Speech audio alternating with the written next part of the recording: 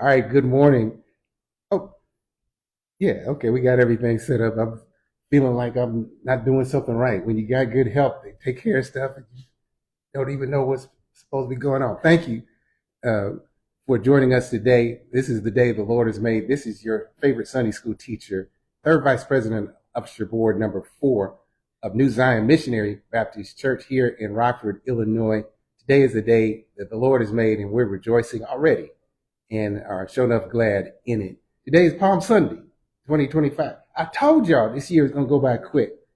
It was yesterday was watch night or New Year's, and here it is Easter. I promise you're going to blink, it's going to be July 4th.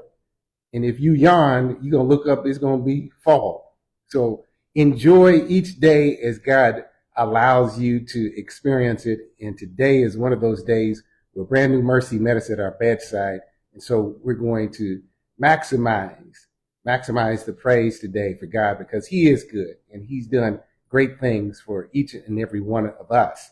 So we're looking forward to a great day of worship, great day of Sunday school. We're going to talk about Holy Week adjustments. We're going to be looking primarily at John chapter 12 and 13 as we're celebrating Palm Sunday and celebrating God's goodness. So that we can get going, I want you to do this for me. I want you to just relax for a second, right where you are. I want you to take 3 deep breaths. I want you to breathe with me. Before we start doing anything else, just stop. I know you try to get ready for church, but just take these next 30 seconds and just breathe with me. Just take a deep breath with me.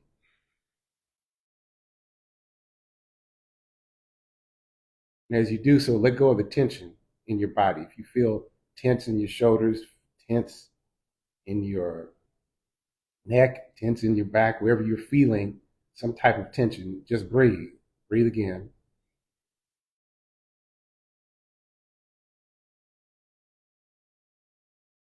I'm going to do it one more time. Let go of whatever it is you've been worried about. Let go of whatever it is you think you got to get done today. Just stay in this moment just for a second. Breathe with me.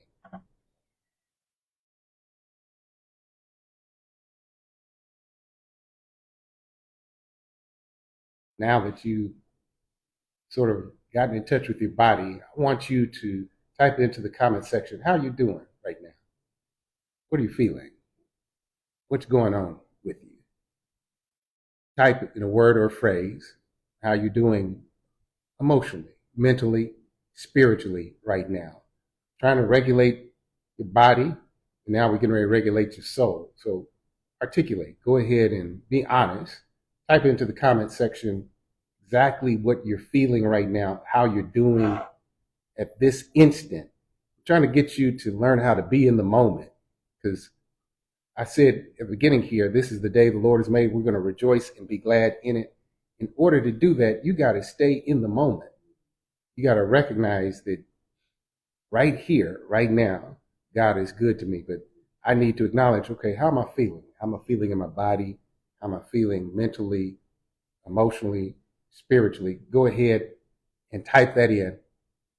And then after you do that, I want you to type in the top 3 things that you're most grateful to God for today. Top 3 things you're most grateful to God for today. Go ahead and type it in. While you're doing that, let me make sure we got our technology like I need it to be. And then we're going to get at our lesson. I want you to open up your Bible. We'll be in John chapter 12 and 13. But in just a second, after everybody checks in, I'm going to let you know what we're going after today. Now, obviously, we recognize that some of you are watching this later on in the day, later on in the week even, and we still want you to interact with us in the comment section.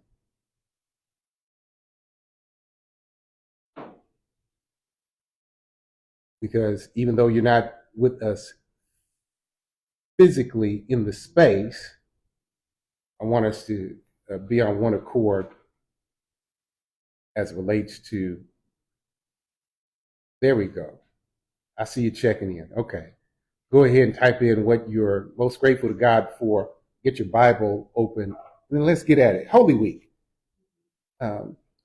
Always a high and holy time in the life of the church. One of those weeks of great anticipation as we look forward to Resurrection Sunday. And I see you're still checking in, so continue to do so. Continue to type into the comment section as God gives you grace. And we're going to be praying for all the things that we see are going on. But during this Holy Week, we are coming up to this, we've been talking about a whole lot of one another stuff. And so during this Holy Week, I want us to take time to make some adjustments, to take a look at, and this is very interesting. By God's grace, I had scheduled to meet with a financial planner. Matter of fact, we had him. That was last week. Last week we had him come to church because last week we were talking about what Aunt sent, talking about money, and so I had already previously scheduled, like weeks, if not months ago, a meeting with my financial planner because I wanted him to go over my life insurance and retirement and this and that, not just with me, but so my wife would know where everything was and know what was what and this and that and other. So we could take a look at stuff. Now, here's my point. We wanted to take a look at everything in our portfolio to see what adjustments we need to make. You know, okay, now this is how much life insurance. Is this good enough now? This what you need or what's going on? You know, anything changed in the family? Okay, but now this what you got going on with your retirement now? Do you want to bump that up? Do you need to do this now? Remember, that's and so that. So he just laid everything out on the table. So okay, now let's see what we got and let's see where we need to make adjustments. Now watch this. It was a week after he had sat down and laid everything out. Then President Trump started tariffing everybody and their mama. And the market was doing this, that, and the other. But because I had taken advantage of somebody with expertise to take a look at my portfolio, and because he had the foresight to know that, okay, now we're probably going to have a bumpy ride coming up.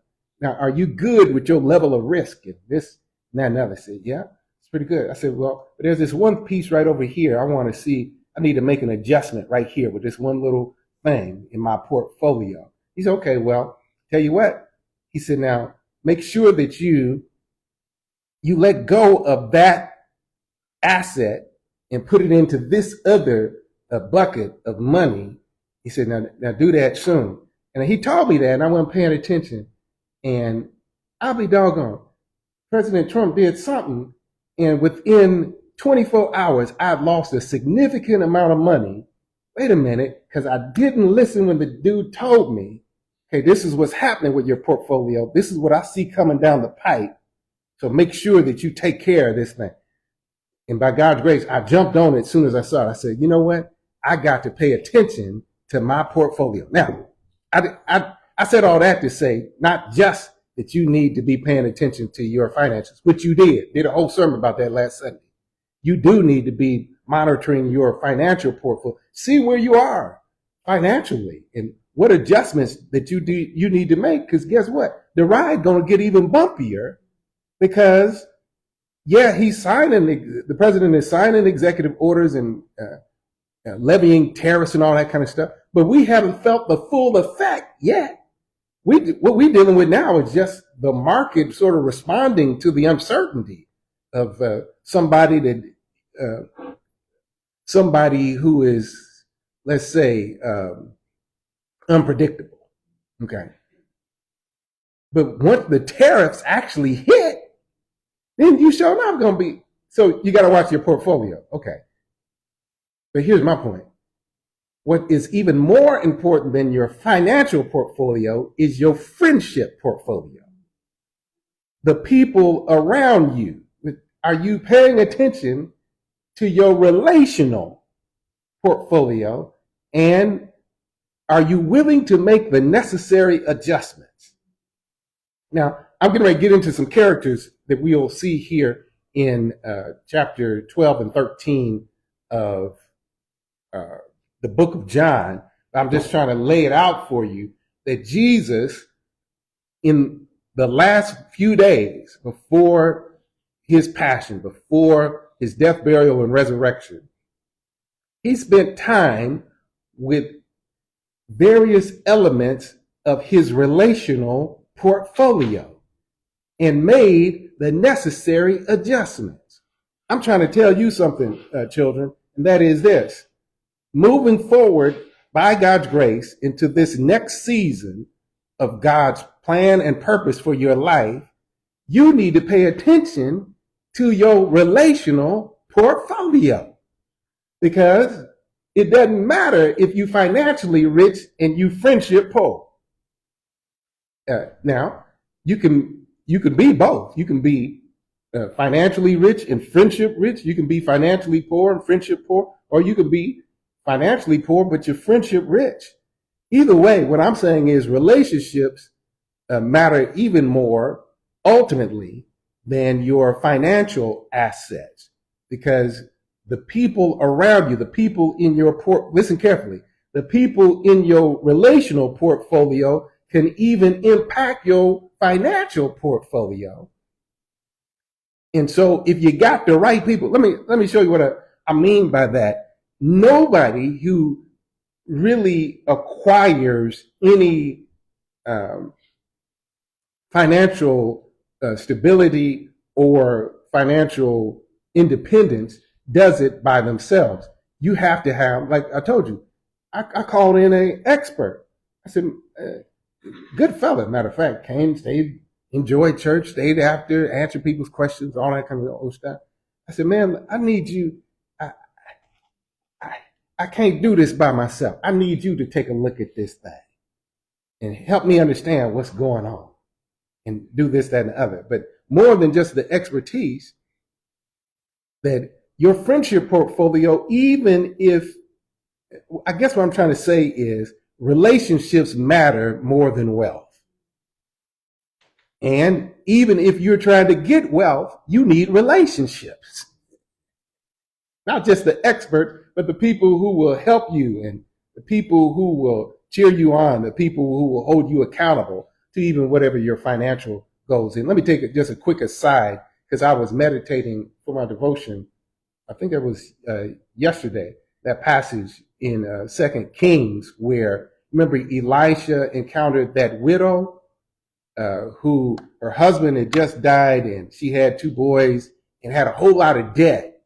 And so she came to the man of God, and Elisha said, well, what's going on? She said, well, the creditor is getting ready to come and take my sons because of this debt that my husband left me with. Elisha said, well, what do you want me to do? And what you got in the house? Lady said, well, they ain't got nothing in the house but a jar of oil. He said, okay, tell you what you do. Go to all, listen what I'm trying to say about your portfolio. Go to all your neighbors. Borrow all the vessels you can find. Don't borrow a few. Get every vessel that you can find. And once you get a vessel, all the vessels, go in your room, you and the fellas, go in the room, y'all lock the door, and you pour out the oil in the vessels. So now here's my point, and I'll maybe get at this a little bit later in a different setting. What if she didn't have a good relationship with the people around her? She wouldn't have been able to borrow their empty vessels, which their empty vessels are what allowed her to have the capacity to receive the blessings that God wanted to give her. Ultimately, she filled up every vessel with oil. She asked her son, said, bring me another. He said, we ain't got no more. Now, wait a minute. What if she had had more friends?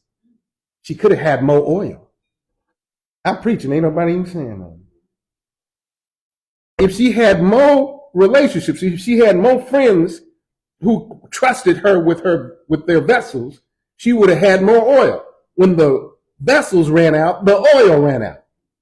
But blessed be to God, she had at least enough friends that she filled up all the vessels, and when she filled up everything, she went back to the man of God and he said, now sell the oil In other words, be a blessing to your community because everybody need oil. You done started a new business. Sell the oil, pay off your debt, and then you can live off the rest. I'm going to do a whole lesson on that because that's making me happy right now as we think about the principles that God has put in place. But here's my point. My point is relationships matter. If she had had a broader relationship thing, she would have had even more oil. Thanks be to God, she had enough of a portfolio that the oil that God provided was able to be contained because of the relationships that she had garnered. Now, let's look back at how Jesus dealt with these adjustments in John chapter 12 and 13. Because I want you to not make some of the mistakes I've made in terms of not managing my portfolio well. And there's been seasons in my life where I've tried to pour into people who were not, let me say it this way. There's been seasons in my life where I have violated Matthew chapter 7. You remember in Matthew chapter 7, I can't remember if it's verse 6 or 7. I believe it's verse 6. But in Matthew chapter 7, it's verse 6. Jesus said, don't give what is holy to dogs and don't throw your pearls before swine or they'll trample them under their feet and then turn and tear you to pieces. There's been times where I've thrown what's holy and thrown what's precious to those who couldn't appreciate it, given my time, my energy. And what I hope to impress upon your hearts in this lesson is that you need to make sure that everybody in your portfolio is sharing your values, lest you pour your energy and time into somebody. And we'll see the difference here. It's one thing to pour your time and energy into somebody who's weak, but shares your values, because God can strengthen them and they can turn around and be an asset. It's a different thing to pour your time and energy into somebody who does not share your values, but are trying to leverage their relationship with you for their personal gain. In other words, they're in your circle, but not in your corner. They're in your presence, but they don't have your same purpose. They want to be around you to get the residual glory for being your friend, but they don't want to help you to pursue God's destiny for your life. And when you have people like that in your portfolio, you're wasting energy. You're throwing good money after bad. You're wasting your time and energy because they're not weak, they're wicked. That's what I'm trying to get at. It's one thing to give somebody time and energy that's weak, but they share your values. It's a different thing to give somebody your time and energy that's wicked and they don't even share your values. And you need to be mindful that I'm responsible for listen carefully, I'm responsible for who I put my time and give my time and energy to. And Jesus was very clear, Matthew chapter 7, verse 6. Don't give what's holy to dogs. That's on this side. That's people who can't even comprehend, who don't even have your same sense of purpose and integrity and all those types of things. And you wonder why you get bit all the time. It's because you ain't paying attention to your portfolio. You can't have a dog gonna bite. You know, people always say, they got a dog, said, you go to their house, a dog come running, oh, he ain't gonna bite, he got teeth. What you mean he ain't gonna bite? He might not bite you, but you don't know what he gonna do to me. And so some of us, and here's where I'm trying to get at. I'm not trying to get in your business, but really I am. Sometimes we think just because they're related to us means that they get a pass in the portfolio. No, that ain't how that works, children. That ain't how that works. Everybody in my portfolio, they have access based upon, do we have shared values? Do we love Jesus the same way? Now, if you can love Jesus and be weak and you're struggling, okay, that's one thing.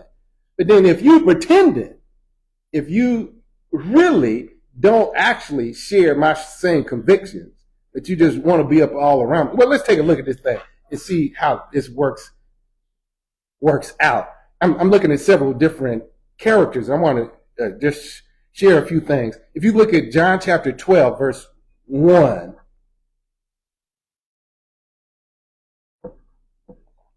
this is Jesus. I'm talking about Holy Week adjustments.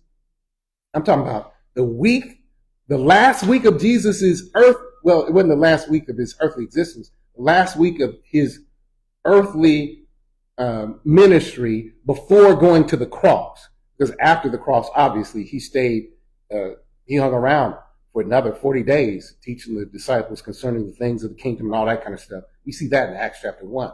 But this is the week leading up to his death, burial, and resurrection. So what is he doing? Look at chapter 12, verse 1, and a few of the following verses.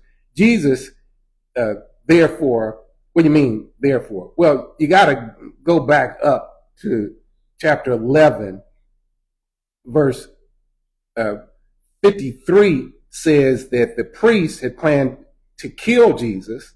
And so verse 54 says he no longer walked publicly, but went away and into the country and into the wilderness, stayed with his disciples. Verse 55 says Passover was near. Jesus knew that he needed to be slain during the Passover because he was the last lamb that ever needed to be sacrificed. He knew Passover was coming. So Jews went up to Jerusalem to purify themselves. Verse 56, they were looking for Jesus, saying, what do you think? Will he come to the feast? Verse 57, the chief priests and Pharisees had given orders that if anyone knew where he was, they were supposed to report it so they could arrest him.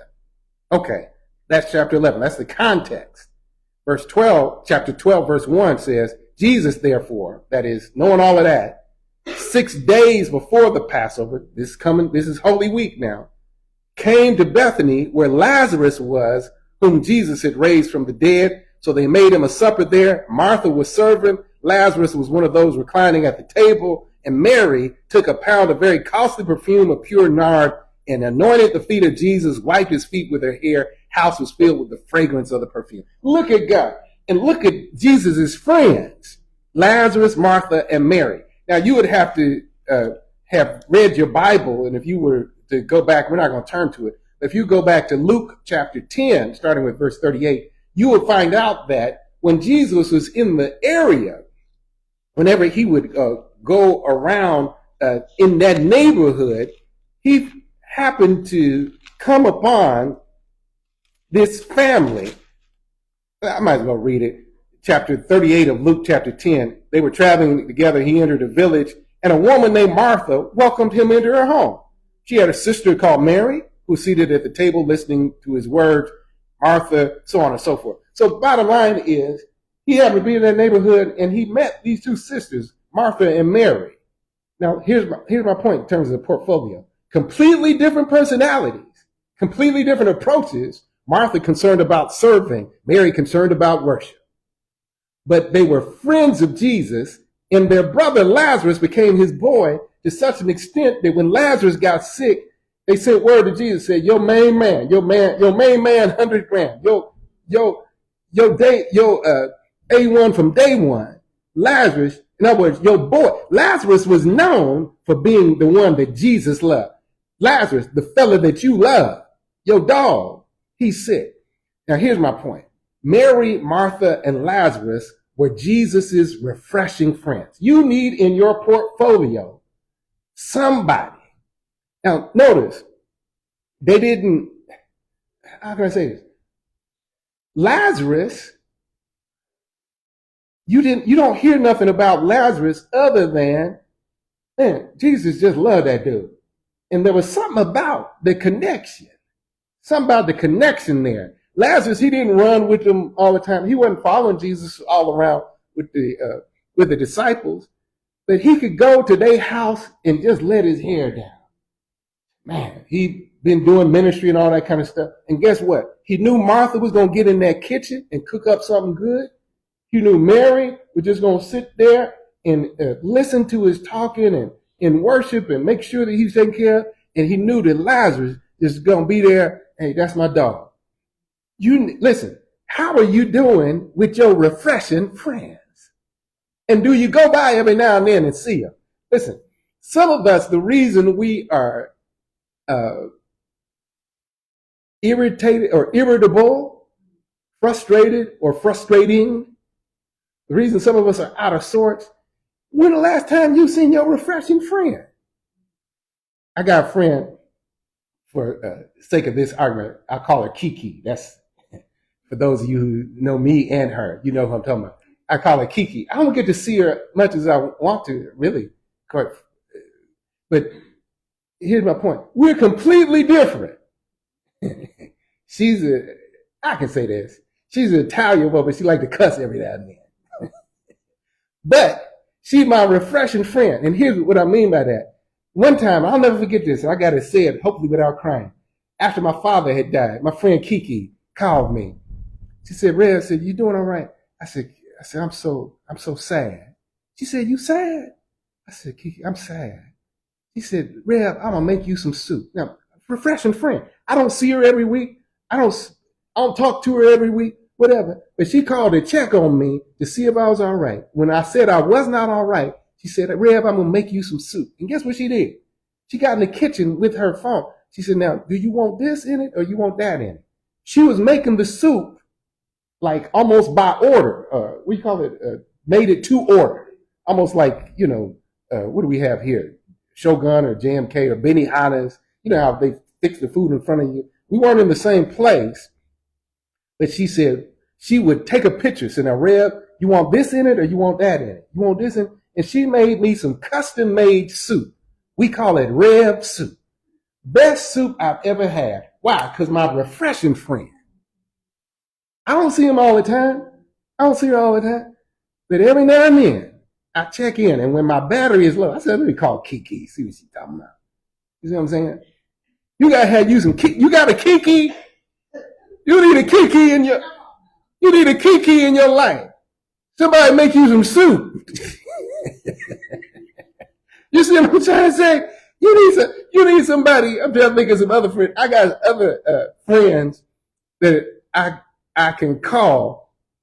Matter of fact, I hope to bring them here later on this year. I got some friends who literally we're not related by blood, but I call them my cousins, and we introduce each other as cousins. Folk who don't even know and say, "Okay, well that's his cousin," because we've been then come up and they refreshed me. And I went out. I think it was last month. I went out to DC. And guess what? I got a key to their house. They said, we ain't going to be there. You just go in there and our children take care of you, this, that, and other, so on and so forth. And every now and then, I don't talk to them every week. Every now and then, I call them. I said, now what they talking about? And I promise they're going to have me laughing till I cry. And they said, now you know you got a key. When you need to get away, just come on, just get to D.C. I went to D.C. I was taking care of some business. Went to Washington, D.C., whenever I go to a town like that, I Google what's the best restaurants, because you know I'm going to eat me some fish. Went and got me some fish, went to their house and laid my fat head down. They weren't even there. But they refreshed me because they my refreshing friend. Y'all see what I'm trying to say? Get you some wait a minute. You need a Lazarus, a Martha, and a Mary in your life. But can I just say this just in passing? Who are you refreshing? It can't just be that I'm checking who's in my portfolio, but whose portfolio are you in, and do you refresh them like you need to? Do you call and check on your friend and say, hey, how you doing? What can I do for you? What's going on? Every now and then, I got some friends and godchildren, this, that, and other. Every now and then, I just call, hey, send them, like I got one goddaughter, and I don't hear from her nearly enough. Every now and then, I just send $25. Say, look, because she Starbucks. I said, look, go get you a mocha, whatever, latte on me, type of thing. You know what I'm doing? Just send her some refreshment. Call this other one and say, man, how you doing? I love you. What's going on with you? How can I help you? How can I pray for you? Is that nothing?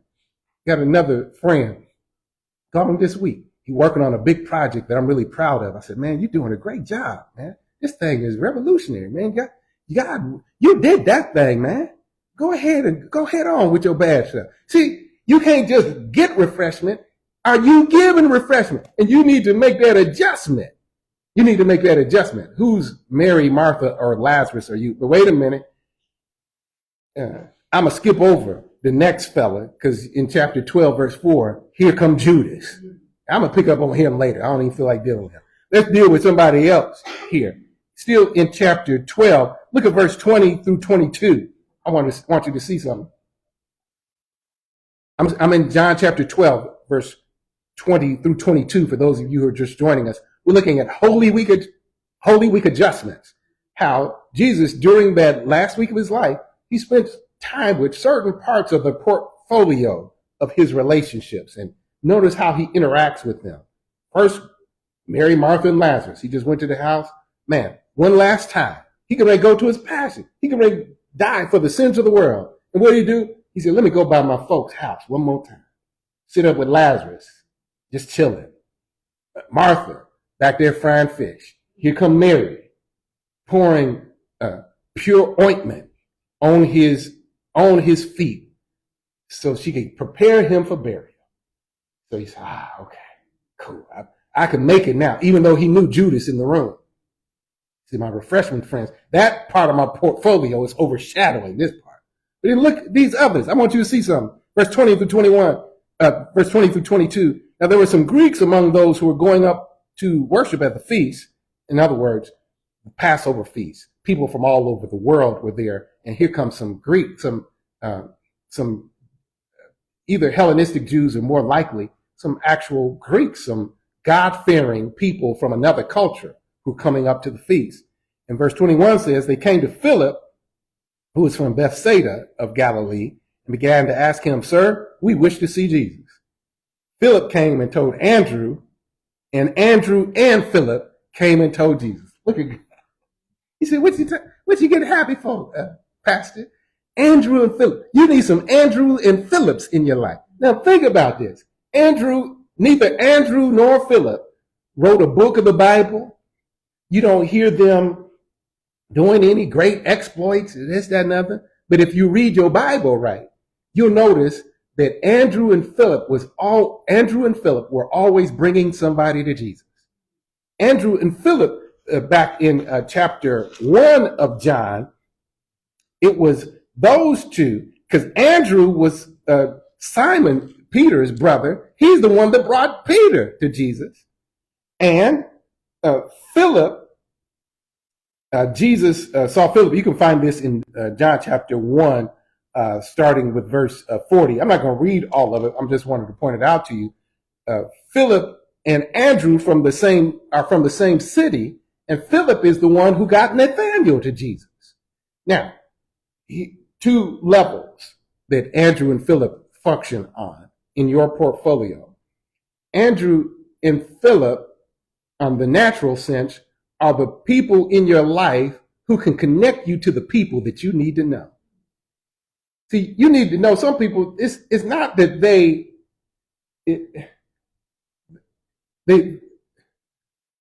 might not be what we could categorize as refreshing friends. They don't take no energy from you. But what they do is they're connecting friends. They're the people, you need to know them, because here's my point. You're only probably 2 degrees removed from whatever you need. If you just talk to enough people, I say that all the time, that if you talk to people and if you get to know people, they get to know you and they get to know this. And so I was talking to somebody yesterday. As a matter of fact, I'm just saying, so I was talking to Charlie Dates yesterday, and we were talking about an issue that needs to be addressed. He said, well, man, I need to get in touch with basically the grand poobah of this national organization. I said, well, that's Pastor Brady's daughter. So now listen what happened. We can really connect with somebody who's dealing with a national thing to deal with a real issue that's going on in the community. but it's through relationship. I know the lady, she's like a sister, but if he hadn't called me and told me what the need was, I couldn't have connected them. And then this issue that needs to be addressed would not be addressed. What I'm trying to say is you got to manage. Let me say this. I want to be clear. I'm not saying, and even when I use the word portfolio, I'm not saying be transactional with people. What I'm saying is if you love people and if you get to know people for who they are, people will do for you what money can't do. Because if you're rightly related to somebody, they related to somebody else, and you ain't but 2 degrees away from everything you need because God provides it through relationship. Now, that's on one level, but in the context of the scripture that I'm reading, it was Andrew and Philip that brought these Greeks to Jesus, these Greek-speaking Jews, or either these Greek nationals. When I say Greek, I'm talking about these people who were not from Jerusalem and who were not part of the, per se, Jewish faith, but were God worshipers and were coming to this situation. When they came and told Jesus, verse 23 says, and Jesus answered them, the hour has come for the Son of Man to be glorified. So here's what's happening there. Andrew and Philip, by them bringing these particular people to see Jesus, that started the clock in Jesus' mind. Said, okay, now everything's in place. Because I came to save the whole world, not just Jews. I came to save everybody. And now these people who are not part of the Jewish heritage, Jewish ethnicity, they're coming now, and Andrew and Philip are helping me to fulfill my destiny. This is what I'm trying to say. You need some people, they might not be per se refreshing friends in that you go over their house and, you know, they call and check on you, or you call and check on them. But there are people that you know who can help move you forward in God's purpose because they know people. And they can introduce you to people or introduce people to you who are going to help you to get done what God wants you to get done here in this earth realm. You see what I'm trying to say? There are some people who are going to help you pursue God's destiny for your life. You ain't going to be at the house. You ain't going to call them all the time. You know, y'all ain't going to hang out. But y'all solid. Y'all people. And they, oh, do you know so-and-so? Oh, man, so-and-so that. And have you ever done that? I've done that recently in a few different settings where people, we're trying to get a issue tackled, a thing done. They say, well, man, we got to do this with, well, have you talked to so-and-so? Because so-and-so knows this and that and the other. Or so-and-so, she's already dealt with that piece. It's like, oh, man, well, yeah, let's call that. And then just a conversation will get done what money can't buy. That's why I say relationships are more important than wealth. Because knowing the right people, first of all, knowing God, but then God will connect you with the right people, but you got to be open to treat people like people. Listen to what I'm trying to say. Don't treat people, I'm using the word portfolio, but don't treat people like they're assets. Treat people like they're people. And when you do that, God will open doors for you, and you will, by those relationships, you'll be able to accomplish whatever God has in mind for you. That's true. You can look throughout all of history. That's been true throughout all of history. In every arena where somebody has done something significant, it's been because some kind of relationship opened doors for them. And because of that relationship, they were able to pursue God's purpose and his plan and their destiny that he has. But let's keep on looking here. Turn to John chapter 13, because I just want to get a couple more licks in here, and then I'll be done. Look at John chapter 13. Look at the first verse, and then I'm going to look at two or three characters here. John chapter 13, verse 1 through 4. Now, before the feast of the Passover, Jesus, knowing that his hour had come, that he would depart out of this world to the Father, having loved his own who were in the world, he loved them to the end. Let me just say something in passing. If God blesses you with friends, love them, and love them to the fullest. Don't be half-hearted in your love with the people in your portfolio. whether they're a refreshing friend or whether they're just that friend that is always connecting you to the right people, or whether it's the people that you really have invested your life in, love them completely. During supper, the devil had already put into the heart of Judas Iscariot, the son of Simon, to betray him. Jesus, knowing that the Father had given all things into his hand and he'd come forth from God, was going back to God, got up from supper, laid aside his garments, taking a towel, he girded himself, poured water in the basin, began to wash the disciples' feet, wiped them with the towel with he was girded. And Simon, when he got to Simon Peter, he said, Lord, do you wash my feet? He said, what I do now, you don't realize, but you'll understand hereafter. Peter said to him, never shall you wash my feet. Jesus answered him, if I don't wash you, you have no part with me. Simon Peter said, well, Lord, then wash not only my feet, but my hands also. Okay, now here's my point. You do have some friends that be doing too much. Now here's what I want to get at this thing. Peter, good intentions, good fella, impulsive, just doing too much.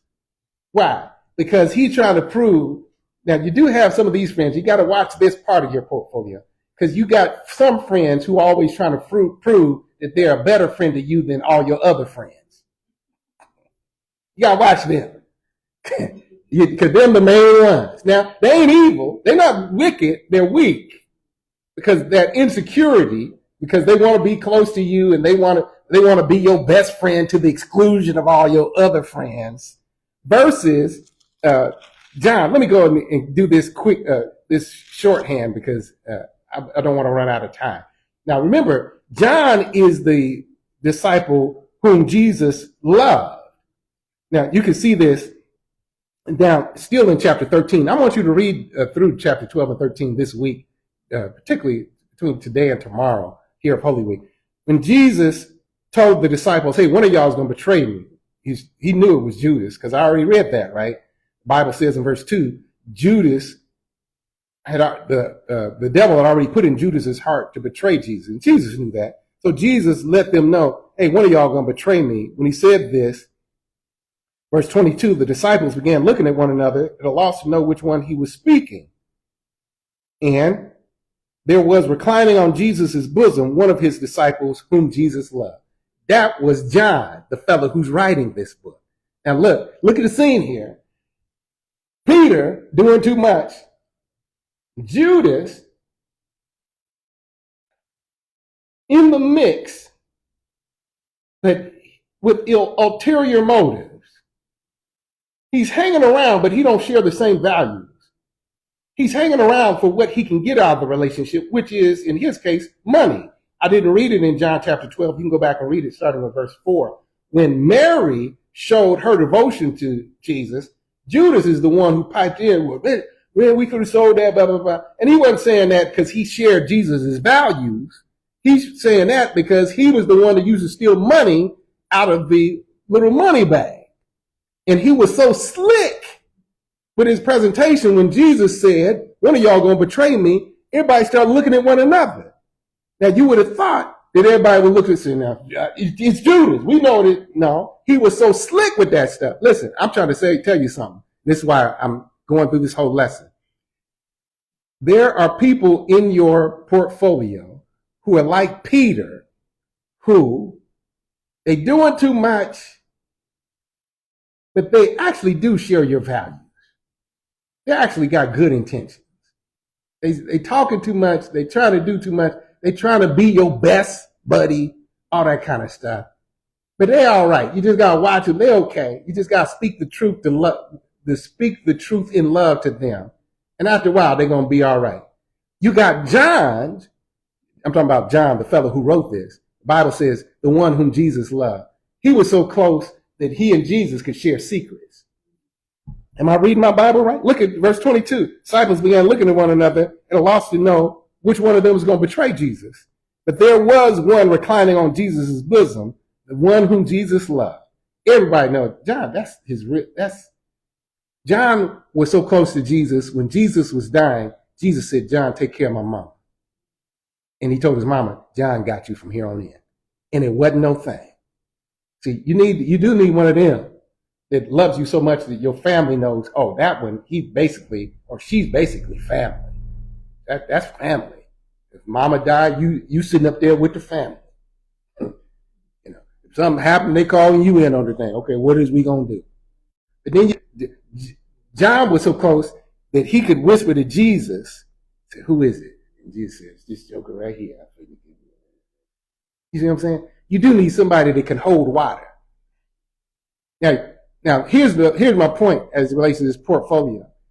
Jesus, sure enough, shouldn't have told Peter that it was Judas, because Peter was packing. He would have cut him right then. He told John. He said, "It's the one I'm going to." Look at verse 26. The one I will dip the morsel and give it to him. So when he had dipped the morsel, he gave it to Judas. And after that, Satan got into Judas, and Jesus said, "Whatever you're going to do it quickly." So 2 or 3 principles, and I'm going to let you go. So, listen carefully. Jesus in his portfolio, he would let Peter do too much, but then he would set boundaries, and he's like, "You're doing too much. You don't take all of that. You, my friend, you ain't got to prove it to nobody, all that kind of stuff." You got people in your portfolio like that. You got people in your portfolio that you can share your intimate secrets with. That's John. John didn't make a big fuss. He was just close enough to Jesus. Now, you remember, when it says he leaned in his bosom, you got to remember, they ain't sitting up straight. They were sitting in the way that Mideastern people yet today do. The table was really low, almost like what we would call a pallet. And people would lean in on the table. You couldn't put your feet up under the table. The food was out here, and you lean in on the table, and you dip and this, that, and the other, and you talk to the person right next to you. So when it says John leaned into Jesus' bosom, it wasn't like they were sitting up like this. They were like this. And so when Jesus said, "One of y'all gonna betray me," John just leaned back and said, "Which one, Jesus?" He said, "I figured to sop this bread, and the one I give the sop to, that's the one." And guess what? Judas had to be in sopping distance.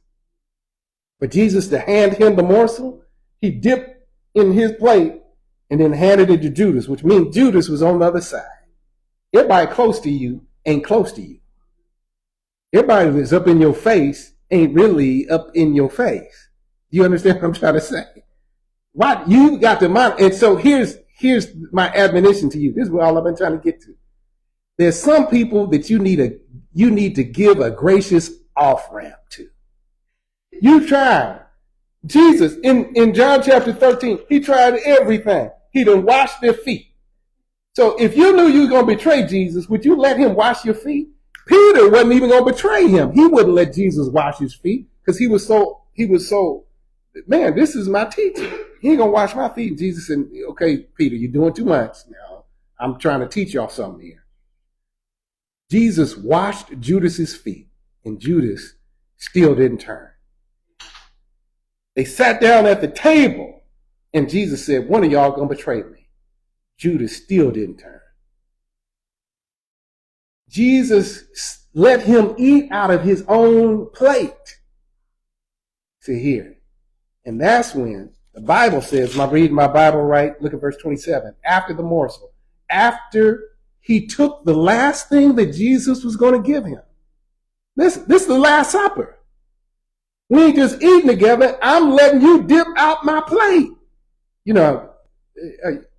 Have you ever eaten at a Mediterranean restaurant or Middle Eastern restaurant? Do you understand what I'm talking about? They take the bread and they would have the bitter herbs and the lamb and all that kind of stuff, and they would sop it. They weren't using forks and spoons. They would take a piece of the bread and then sop it up like that.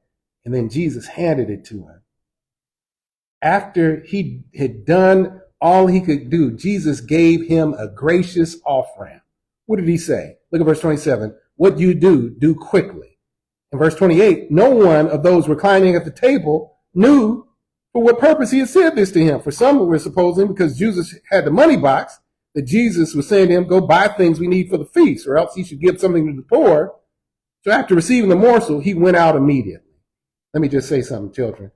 There's some people in your portfolio that should have been gone. You didn't let them dip out your plate. They didn't raided your refrigerator. They didn't prop their foot up on your counter table. They done wore your clothes. They done did everything, and they ain't gonna change. Why? Because they never did share your same values. Listen to what I've been trying to say all along. Values are the thing. Now, Peter, you know the rest of the story. Peter actually did deny Jesus because Peter was always doing too much. And people who do too much, right? But because he ultimately shared the same values as Jesus, he wept. He was repentant. He said, man, I did her wrong. So you got people in your life who have done too much, but they really actually do love you. They just trying to work through their own insecurities and all that kind of stuff. And eventually they'll turn. Peter cried, he repented, and Jesus was able to have a conversation with him by the time we get to the end of the book of John, where Peter denied Jesus 3 times. Jesus gave him an opportunity to reaffirm his love 3 times. And then he was restored and everything was cool. But it was after some hard conversations. See, those people who were doing too much, you got to have hard conversations with them. Jesus said, you're doing too much, right there in John chapter 12. In another place, Jesus told Peter, he said, Peter, Satan has desired to sift you like wheat, but I've been praying for you. And after a while, everything's going to be all right. Peter said, if everybody else leave you, I ain't going to leave you because I'm your best friend. I'll die with you. Jesus said, man, you ain't even, listen, before the night is out, you're going to deny me 3 times. In other words, I know your capacity. You got to know the capacity of the people in your portfolio. I know you're doing too much. I know your heart is in the right place. Let's have this hard conversation. You're doing too much, and you ain't got to do all of that. Okay? I love you, so you ain't got to do all of that. And then once the boy returned, once he repented and said, basically, I'm sorry, Jesus had another hard conversation with him. Do you love me? Do you love me? Do you love me? John chapter 21. Okay, that's all of that. But on this side, you got people who are close to you in stopping distance, but who don't share your values.